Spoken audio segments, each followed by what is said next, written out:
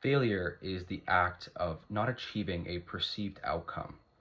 It can come in many forms, like basic, minor failures, like not making your bed, slow or creeping failures that happen over time and you may not even realize that they're happening, and even as far as catastrophic failures that you can't fully recover from. In our careers, failure in any of its forms is inevitable and unavoidable, but what we can do is learn how to change our mindset around failure, how to reframe our understanding of it, and how to develop a growth mindset.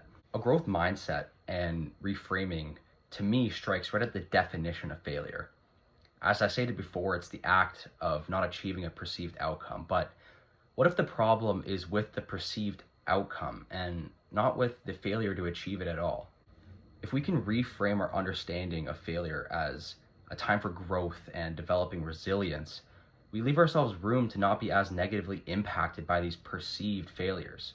To better cope with it takes a complete overhaul of what we define and interpret as failure in itself. It gives us areas for improvement, how to innovate, and how to be resilient. It needs to become a central part of the learning process, as without failure, there's no growth. The TED Talk by Carol Dweck on developing a growth mindset perfectly summarizes and gives us context to why adopting a growth mindset and reframing our understanding is crucial for success, continuous improvement, and overcoming failure as a whole. She talks about her research, which looked at young students and how they perceive failure. It gives us some great insights, as kids don't have the same preconceived notions about failure as adults do.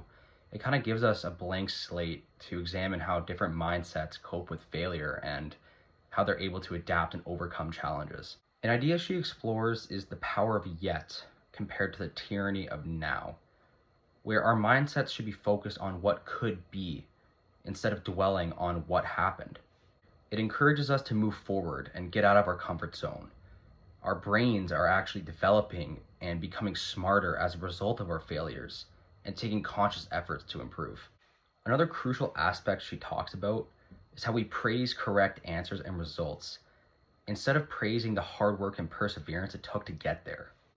When the kids in her studies were praised for their hard work, they learned that taking on challenges and persevering allowed them to grow and not just be satisfied with getting a correct answer.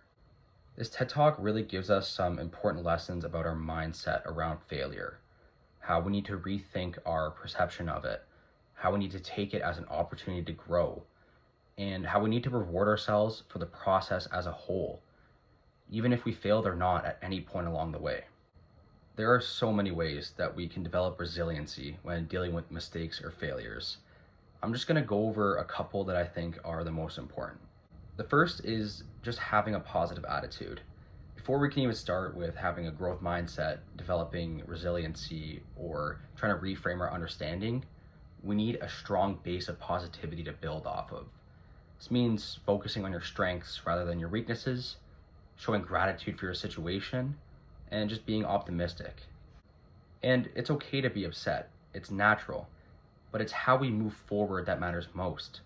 This brings me back to Carol Dweck's idea of the power of yet, where instead of submitting to, I can't do this, we should instead take the stance of, I can't do this yet. The second important way to develop resiliency is to prioritize self-care and self-compassion. Building on having a positive attitude, a crucial aspect is taking care of your mental, physical, and emotional well-being.